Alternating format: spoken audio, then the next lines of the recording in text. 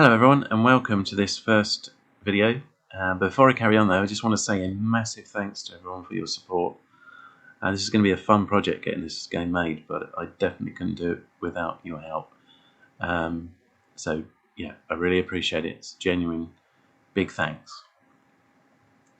Okay, so let's get started. What we're looking at here, we're looking at a mostly blank scene from Unreal Engine. And this isn't the binary version of Unreal Engine that you can download and install, straight off. This is actually built from source, and the reason I do that is because I need to run the Nintendo SDK, and as a registered developer, you can have access to that. But as with all other registered developers, I've signed a non-disclosure agreement, so I can't really talk about that aspect of the way it works. But what I can say is, so you take Unreal Engine and you build it to work with the Switch. And then on top of that, I've spent a long time building my own optimized rendering pipeline, which I call NanoWarp.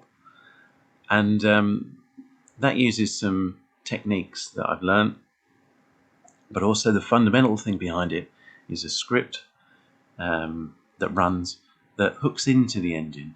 And at the moment, I've got about 30 different parameters that I can adaptively change at runtime while the game's running to really try and optimize it specifically to run on the Nintendo Switch. I mean, straight out the box, if you're a registered developer, you can build a version of Unreal Engine to work with the Switch, but I really wanted this game to look as good as it could. So that's why I spent so much time on, I guess, the boring bit, which is trying to make the rendering and the smooth gameplay work. And that all sounds complicated, but to understand it, I guess simplest way is if you were outside on a sunny day, you looked at the thermometer and it was, I don't know, 76 degrees or whatever that is in Celsius, 28 or probably not, I don't know what it is. But the thermometer is telling you what the real temperature is. But when you're outside, you're thinking, it's got to be hotter than that. It feels much hotter. But the thermometer is telling you what it is. And I guess that's the analogy. So this game runs at whatever the system tells you it's running at. But the trick is to make it feel much more fluid by using some of these techniques that I've been working on. So anyway, let's jump in and look at some of the movement. And to make this work, I've started off with character integration, which is available from the marketplace. I think a lot of people use it, and I really like it. And we'll see more of it when you come on to kind of the weapons and things like that fit in with the character. So character integration is a set of tools to help you move and make the game look really good. It's the character controller, I guess. But on top of that, I've merged it with another product from the marketplace called Advanced Locomotion System.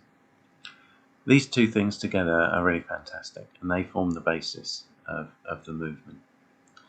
So I've taken ALS, which is the Advanced Locomotion System, almost in its whole, and I've integrated into that various elements of character integration, but I've stripped that out quite heavily to make it lighter weight, specifically for Nintendo Switch.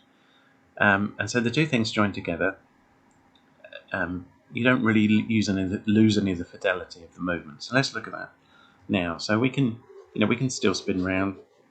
We get this lovely, firmly flat on the floor. The feet are firmly flat on the floor. The toes are curled up nicely and naturally. So as we move around, we get this lovely natural movement by using these two great products together. And this is the fundamental backbone of our movement system that we're going to be using for our character. Obviously, this is the Unreal mannequin. This is not our finished character. We're just using this for prototype. So look, you've got this lovely smooth movement.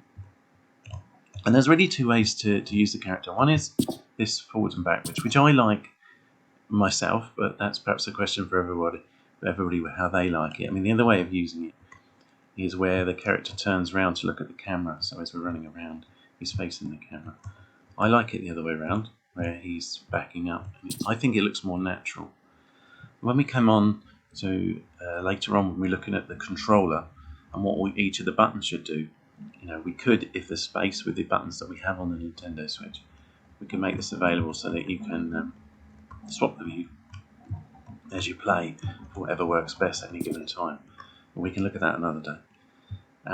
So yeah, a lot of work's been put into this character movement, and it's really smooth. But one of the things that the advantages you get with a controller that you'll get with the Nintendo Switch is that on a keyboard you can't really adjust the pressure you're putting on the keys. You get this sort of movement that's kind of static because there's no pressure sensitivity as such on the keys.